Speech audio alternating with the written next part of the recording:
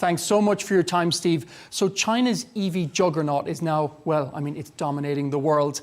Is this a disaster for legacy brands like you've got BMW, you've got Toyota, you've got Mercedes and Volkswagen? What does this mean for them?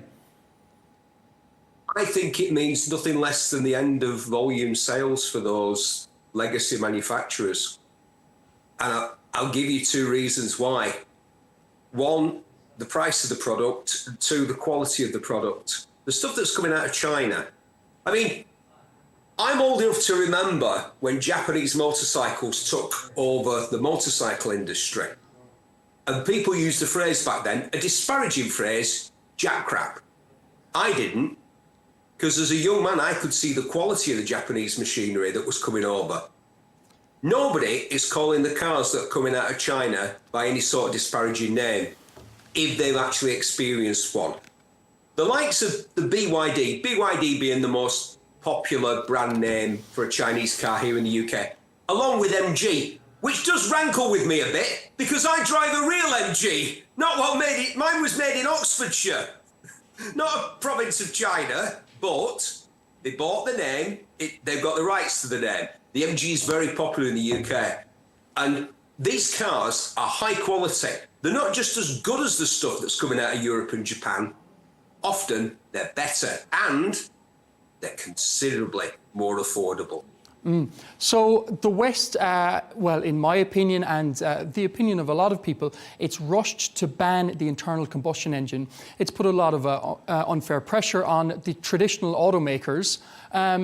What's your opinion on that? I wish you'd asked me 15 years ago. I went to Ryton near Coventry to test drive what was then a new Peugeot electric car. And it was appalling in almost every department in terms of the performance, the ride, the handling, the weight of the batteries, which were the old lead acid batteries. This is 15 years ago. That's what an electric car had then. And they made the thing, it was a simple Peugeot hatchback, but the local council in Coventry had decided, of course, Coventry, the home of Jaguar, we might talk about them shortly. The local council decided they wanted to be lean, green and mean, and they asked Peugeot to build these electric cars. This is, again, it's about 15, 17 years ago. They were appalling. The quality of electric cars now is fantastic, and the decision has been made. I hate to be the sort of person who cuts off a good question, but the question should have been asked a long time ago. The decisions have been made. Car makers have been compelled. They haven't been asked. They've been compelled to completely change their product. An electric car is as different from an internal combustion car as it is from a blinking helicopter. You might as well ask them to start making flat screen TVs instead.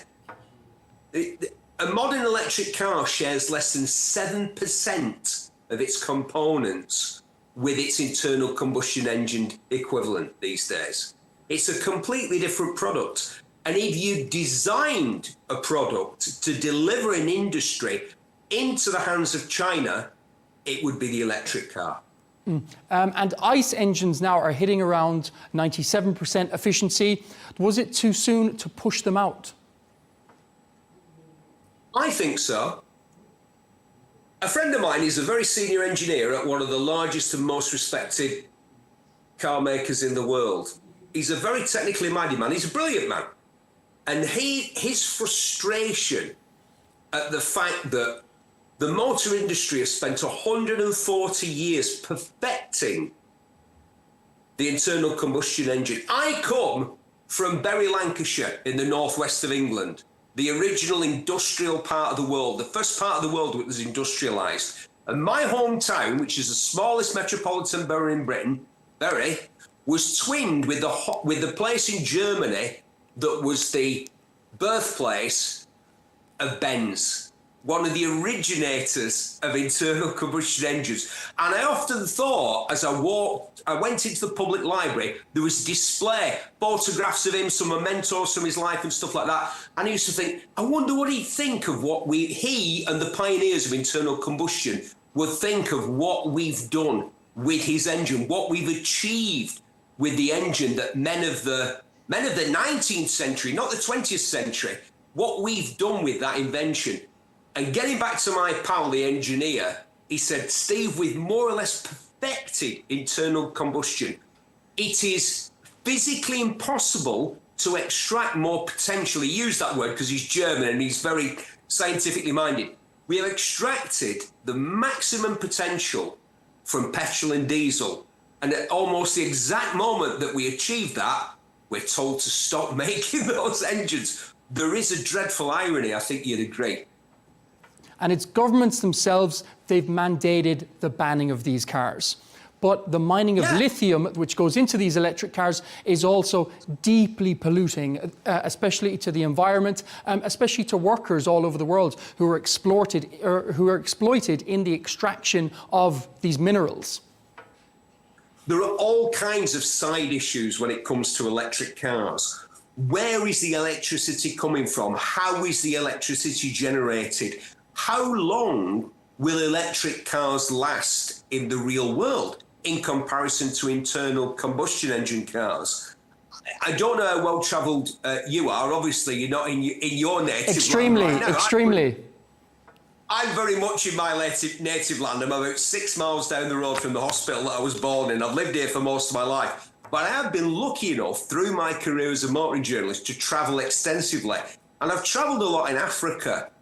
And like a lot of people who go to Africa and have an interest in motoring and in transport and in cars, I've come back with those tales of those Peugeot and Mercedes taxis that have done literally millions of miles or kilometres in 30 or 40 years of daily use in some of the most difficult parts of the world. Now, can you imagine an electric car doing that? I can't. Really, it's a technology for the developed world. Internal combustion. I was in Halifax, Nova Scotia. See, I am well travelled.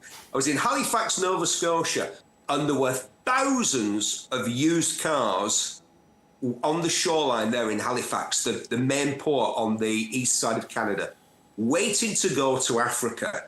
The Canadians had finished with them. The cars couldn't match their new emissions laws. So what were they doing? Were they crushing them and getting rid of them and their terrible emissions creating internal combustion engines? No, sir. They were sending them to Africa where they could emit as much horrible gas and smoke and particles as they like for another 30 years. And I just thought, I stood there, like I say, on the dock in Halifax and thought, this epitomises the true nature of this environmental quest that we seem to be on. Let's look like we're saving the planet, but let's move our dirt, sweep our dirt under the carpet. You know what I'm saying? And another point on that, Steve, it's vastly more economical as well as environmentally friendly to buy one car, to maintain it for your whole life. It can last for 50 or 60 years if maintained correctly, rather than buying a car every 5 or 10 years. Do you remember? You wouldn't, because it's before my time, and as you can see from my haggard features on the shot that I'm looking at right now, I seem to have turned into my father for some reason I'm not quite sure about. But I'm 61 years old, and it's before my time.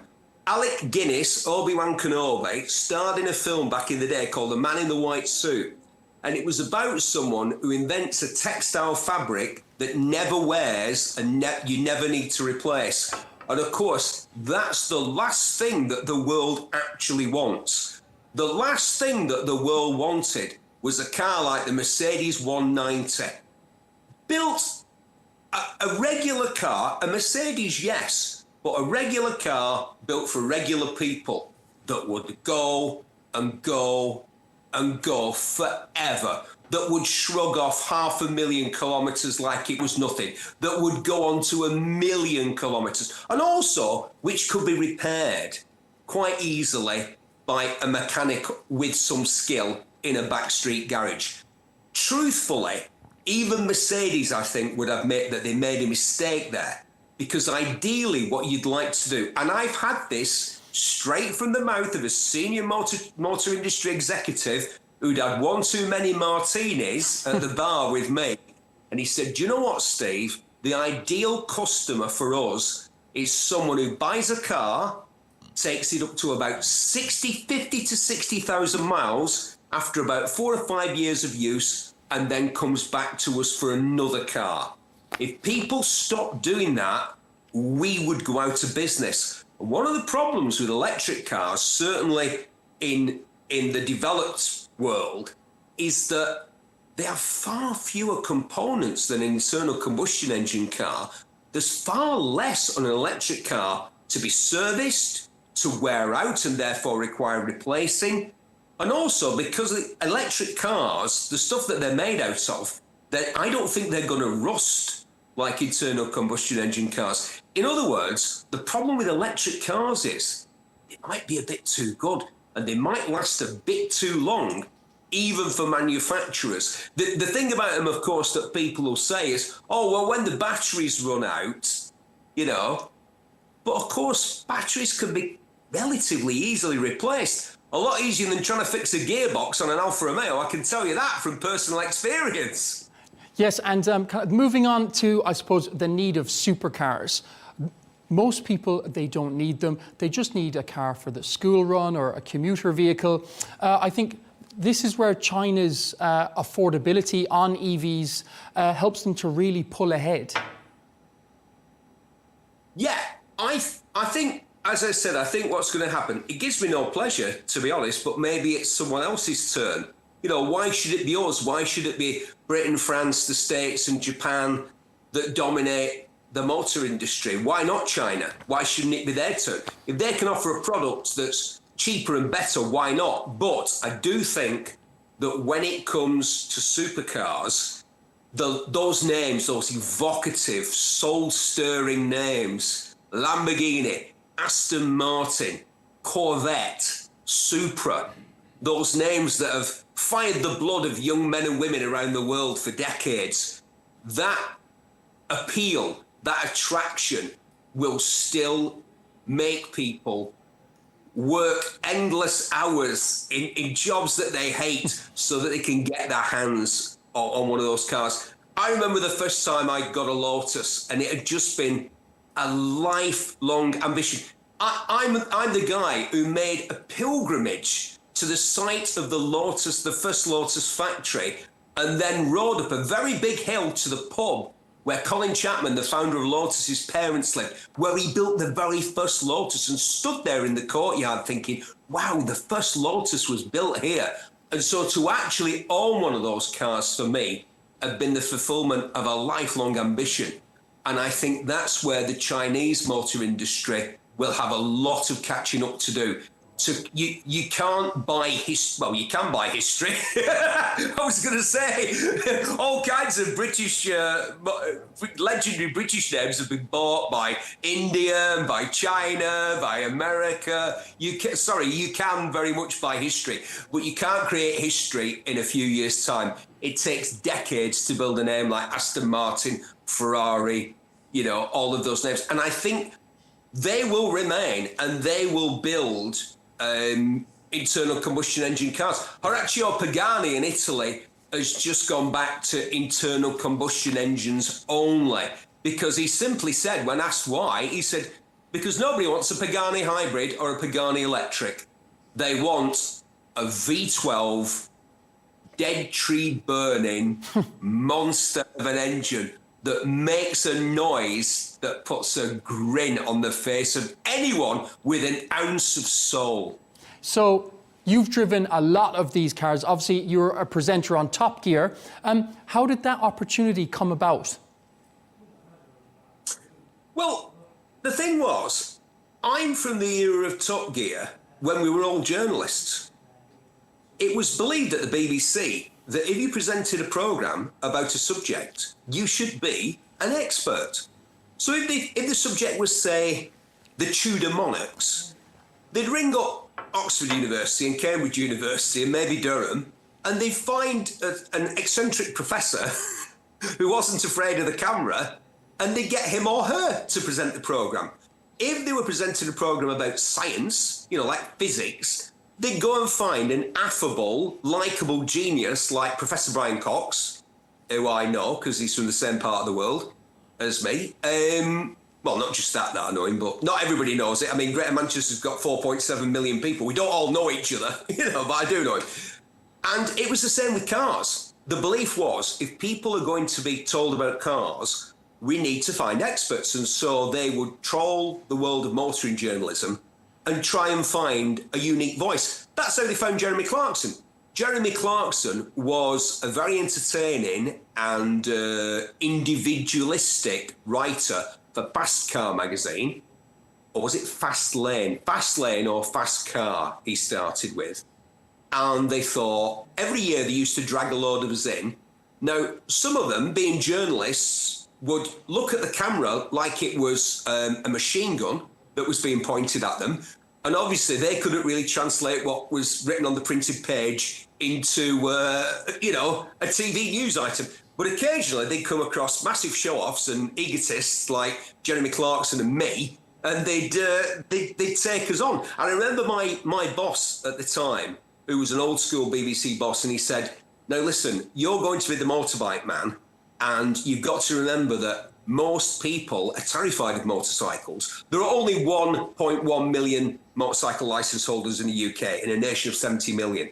So he said, so the vast majority of people think that motorbikes are noisy, dirty, dangerous things, and it's your job to be the acceptable face of motorcycling, which I have to say, my friends found hilarious because I had, shall we say, a checkered career when it came to observing speed limits and such like. But once I got on the telly, I heard my boss's voice saying, you're the acceptable face of motorcycling, behave yourself and don't use any spicy language. And how did they find you in the first place? And what was the interview like? Well, I'll tell you how they found me. I was living in Manchester, and I used to go into the office where I worked as the editor of a motorbike magazine. And we ran about 8 or 9 motorbike magazines out to this big office in South Manchester. But I was, for some reason, the only one of us who came into the office from the north, on the north side, because the south side was leafy Cheshire, which is considerably nicer and more upmarket than North Manchester, where I'm from, which, as you can probably tell from my speaking voice, is a bit grittier, shall we say. So it was my job to get a pint of milk for our tea, because, of course, we ran on adrenaline and tea, as well as petrol and nitrous oxide and whatever. And I used to see a chap called Dennis sometimes at the newsagent. And he told me that he had a BMW. Now, here's how times changed, my friend, because this was the end of the 80s, early 90s. And back then, BMW's reputation in the bike world was that they built motorcycles for old men and the police. That was it. It was completely at odds with their reputation for cars when they were making fantastic cars like the M3 and the M5. Their motorcycles were so dull and boring. Not now, I hasten to say, but this was 30 years ago.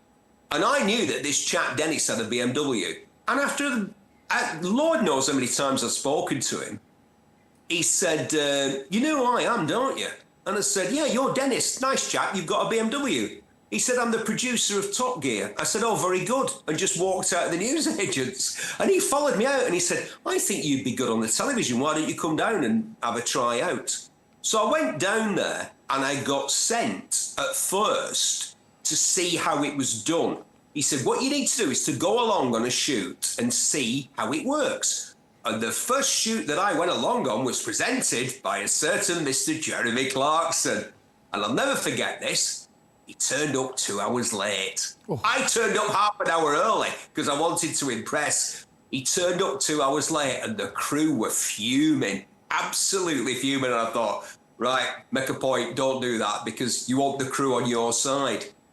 But yeah, so what they used to do, the thing was, it was very clever of them because back then, we all wrote our own scripts because we were journalists, so they didn't need to employ script writers. We wrote for a living. We all wrote for a living. Me, Jeremy, Quentin Wilson. We were writers. We wrote our scripts. And the other thing was, they didn't have to check the facts. They put that on us. They said, just make sure it's all right.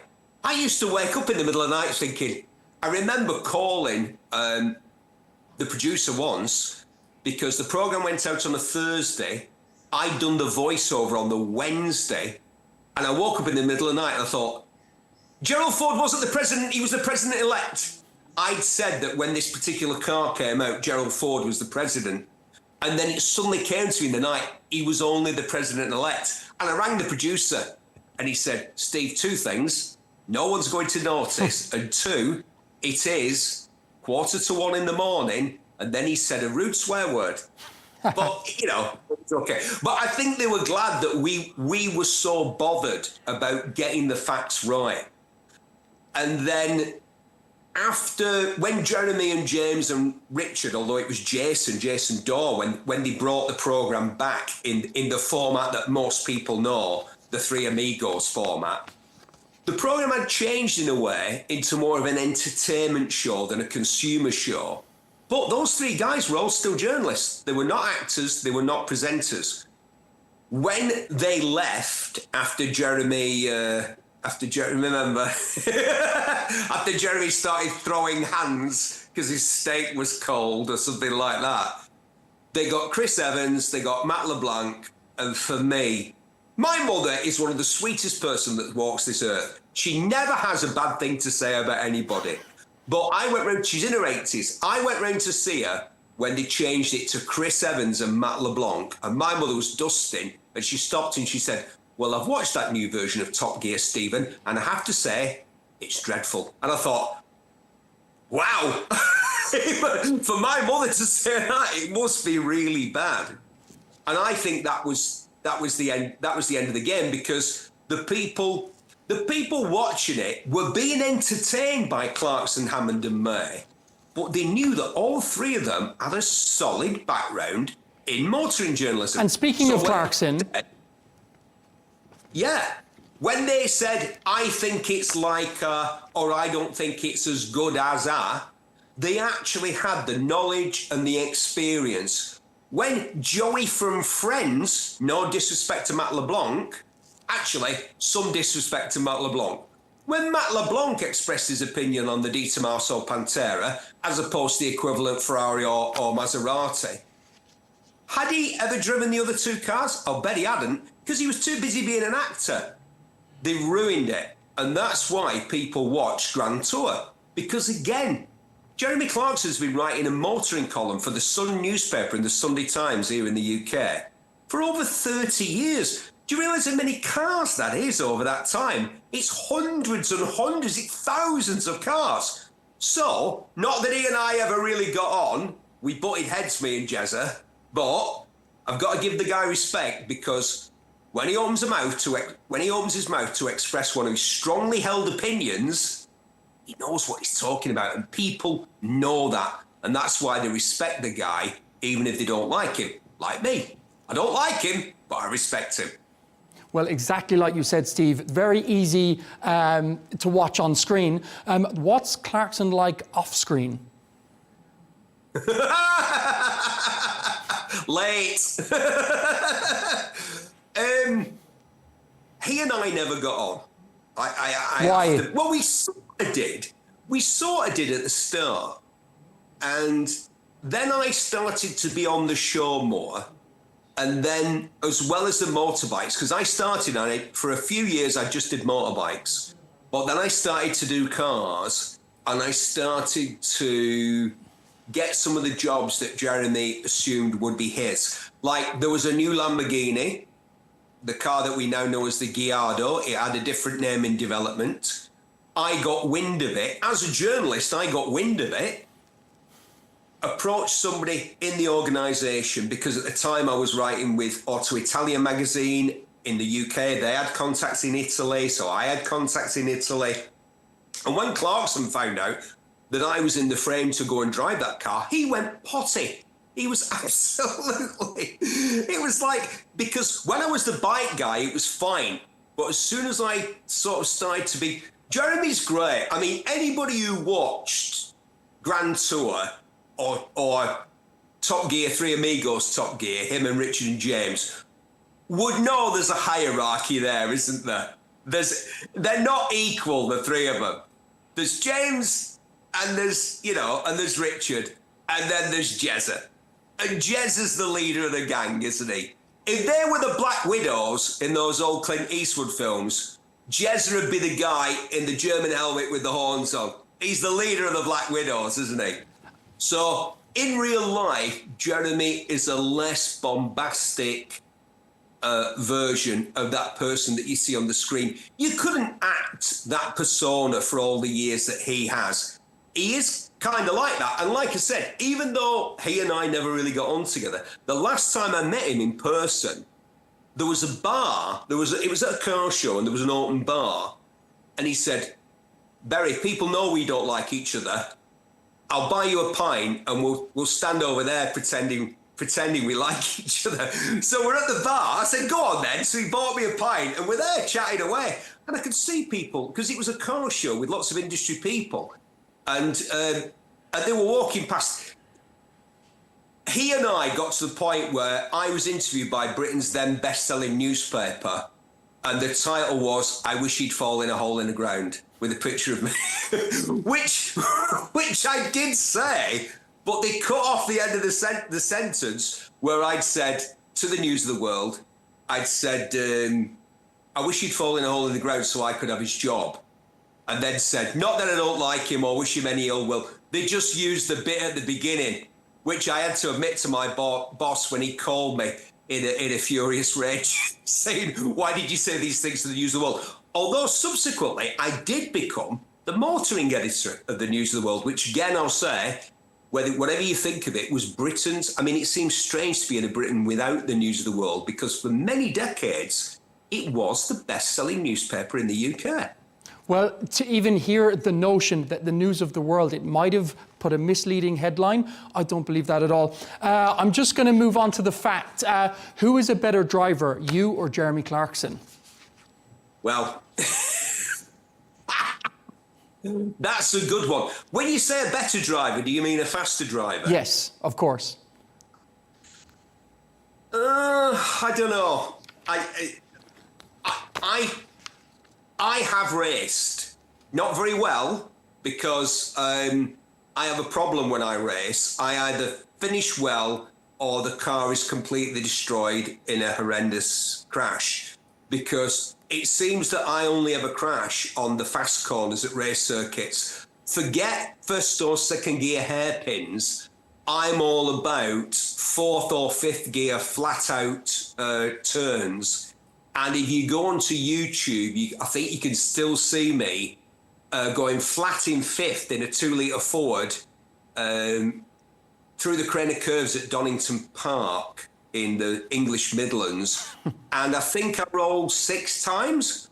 Wow. The accident, let me put it this way. It was quite a big meeting that it happened at. And the accident was so extreme that I damaged the track so badly that the entire meeting had to be suspended, not just the race that I was in, the whole thing. And we were the support race. We weren't even the main attraction.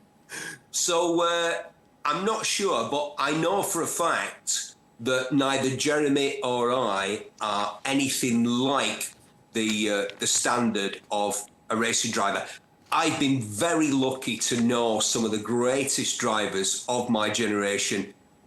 Well, not my generation, even older generations. People like Ari Vatanen and Marco Allen, the Scandinavian rally drivers. People like Mark Higgins, the rally driver turned stuntman who you see in all the James Bond movies. My pal Anthony Reid, who's one of the stars of Super Touring in the 90s and consistently one of the fastest drivers at Goodwood. I've been in car with these guys, and their level of ability and control is absolutely mind-blowing. I think what I'm getting, Steve, is a very diplomatic but also a long-winded way of saying that you're a faster driver. Let me just say something. If it was motorbikes, I don't think he'd get out of the car park. And if we were on a track, I would fall off rather than let Clarkson come past me on a motorbike. That would never happen. So to speak on safety, as you said, you flipped a car 8 times. Famously, Top Gear's been suspended for many years now after Freddie Flintoff's crash. It hasn't returned. Is it purely the case of health and safety that stopped the show? Don't think so. I think that's the easy answer. And I think it's more complicated than that. It pains me to say this, but it's hard to ignore the inevitable. A lot of people would like to ignore the inevitable, but I'm supposed to be a journalist, and so I kind of have to speak as I find it. And what I find is that enthusiasm for cars and for motorcycles it's waning, it's disappearing. Do you know what it's similar? Do you know what it's very similar to? I'll tell you. It's very similar to rock music.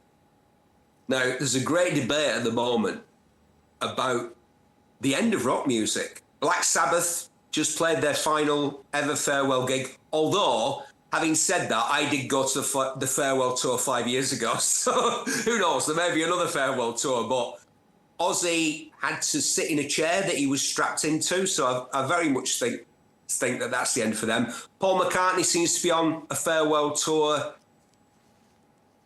Glastonbury, they're not having Glastonbury next year, but when it comes back, which band would be big enough to play Glastonbury? What, U2, Coldplay, maybe? Those guys are getting, into their 50s and 60s now? And it seems to be, to me, the same with cars and with motorbikes. That passion is fading. As well, I think a big organisation like the BBC as well, it's facing enormous competition from the likes of YouTube. You have independent people with a lot of passion, with a lot of energy, a lot of time, and they don't necessarily need a salary. There's some absolutely enormous channels on YouTube which are pumping out absolutely A-grade car content. Yeah, not much of it is from the UK though. Most of the stuff that I watch is made in North America. I have to say, people like, Hoovy's Garage, Vinwicki, Jay Leno's Garage, stuff like that. And then there's the more sort of esoteric guys, Whistling Diesel and all that. I do like the crazy hillbilly stuff. It's a million miles away from my experience of motoring. These trucks that have their own zip code that have got like 2,000 brake horsepower and spew, enormous amounts of thick black smoke. I find that stuff quite entertaining, but I do wonder. I've tried myself with YouTube, and I think I've realised that the sort of content that I got used to producing on what we call linear television, I didn't just work for Top Gear. I made motoring shows for 4 or 5 different linear television companies here in the UK, Channel 4, Channel 5, Sky, the BBC ITV, and it was all kind of TV program-ish, but the YouTube content, there's a guy on there, Vice Grip Garage, Derek. I don't know if you're familiar with the guy, but it's just some guy who's got a very appealing character. He travels right across North America. He buys these old cars sight unseen.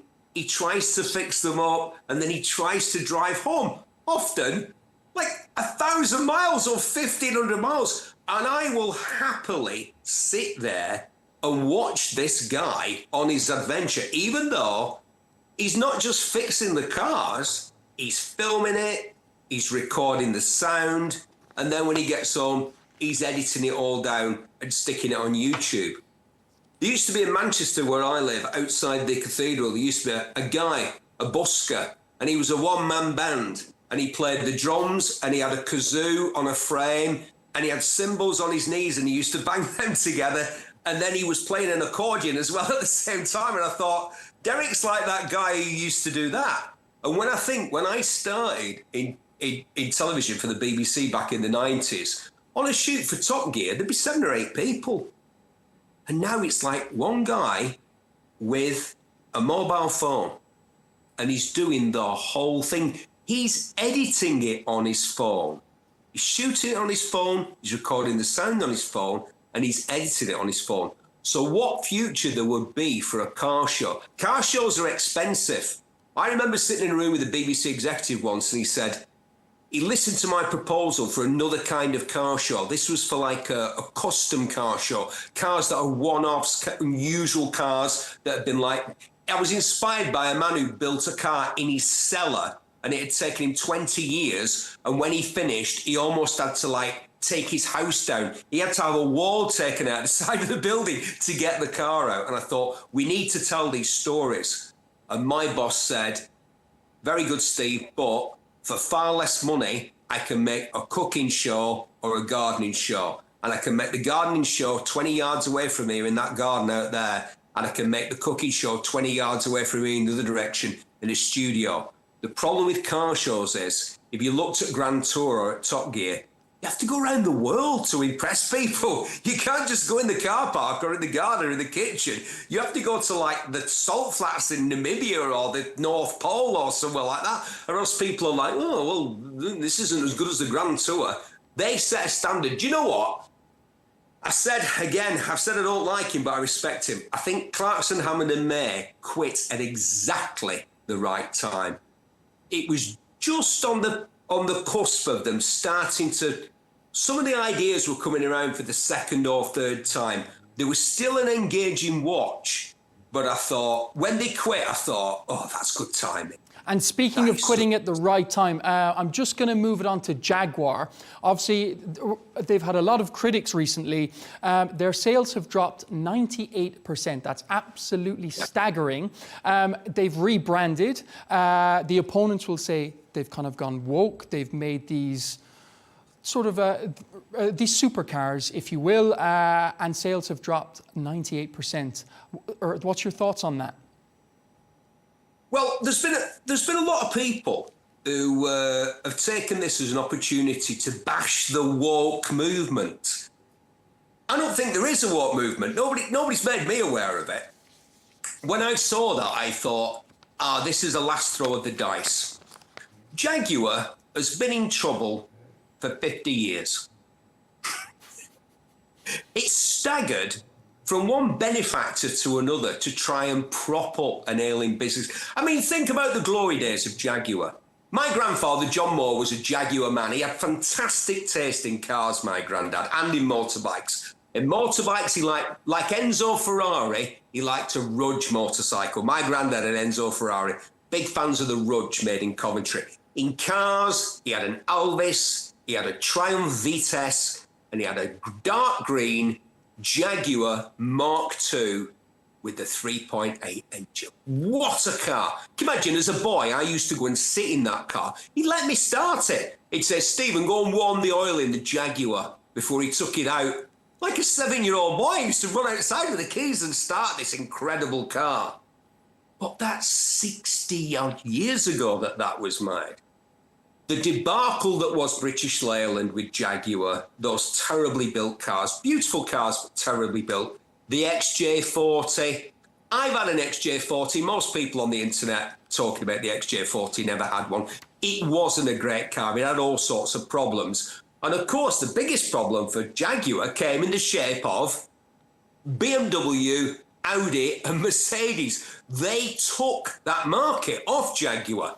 When Ford bought it for £2.5 billion at the end of the 80s, they invested hundreds of millions of dollars into Jaguar. They built some fairly decent cars. I've had a few of them. I had an S-Type R for my for my paint, and I had an XJR, the supercharged X300, which I thought was a great-looking car. It went well. It made a fantastic noise. And inside, the wood and leather reminded me of my grandfather's car.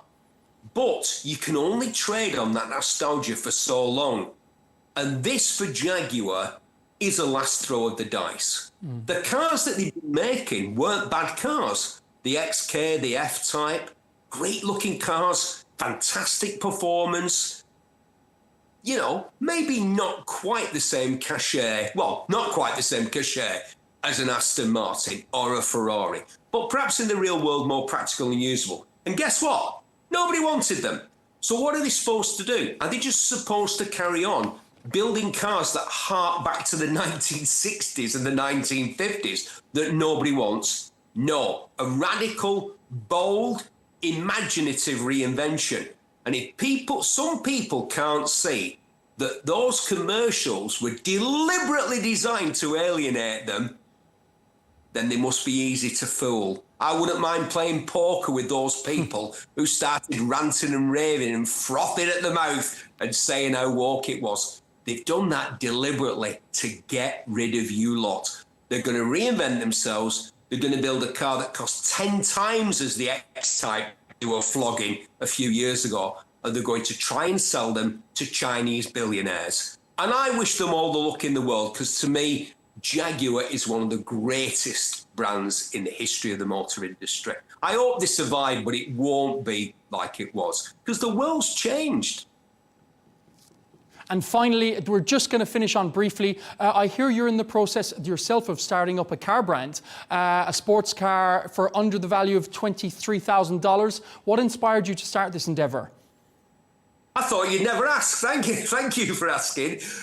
Two things inspired me. One is the Lotus Elite. We've talked about my love of Lotus. I think that Colin Chapman is the preeminent genius of the British car industry, and there were certainly quite a few of them, you know, whether it's Isigonis or Sir William Lyons or Peter Stevens, who's actually a friend of mine, the man who designed the McLaren F1. I think the Lotus Elite of 1959, the first car that had a monocoque. It wasn't a body on chassis, the first production car to be built on a monocoque. And I was inspired by that. And I thought, why have sports cars become so incredibly complex and so insanely powerful? What if we went back to the principles of the Lotus Elite, a car that was super lightweight and which had skinny tyres and had about 75 brake horsepower? Now, most people would think, 75 brake horsepower, you can't have a sports car. Yes, you can, because as Colin Chapman knew, and his mantra was, add lightness. We intend to build a super light car with about 75 brake horsepower. It won't need power steering. It won't need ABS. It won't need traction control. Remove weights, add lightness. And the other thing that inspired me were the pedal cars that were built. A friend of mine wrote a book, Lee Marshall wrote a book about the pedal cars that were built at a factory in South Wales that were replicas of the Austin. And people might remember our now King Charles and his brother Prince Andrew in those little pedal cars, because they used to sell them in Harrods, the department store. Those little pedal cars were made by disabled miners, guys that had worked in the mines in South Wales but had been injured.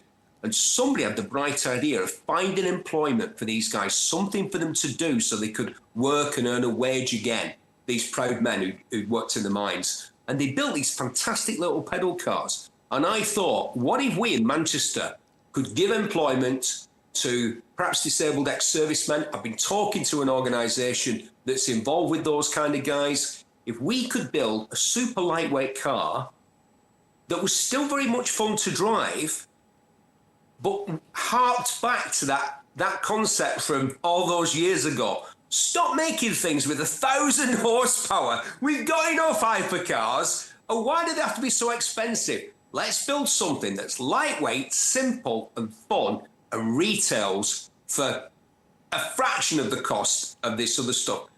You don't need to go crazy fast to have fun. If a car is simple and it's very direct and you feel connected to the road, 50 miles an hour can feel like 150 miles an hour. And that's a great place to end it there. We wish you the very best of luck in your endeavours with that. I'm sure when it's built, you'll have to come back on the show. But for now, Steve Berry, a former Top Gear presenter, thanks so much for your time.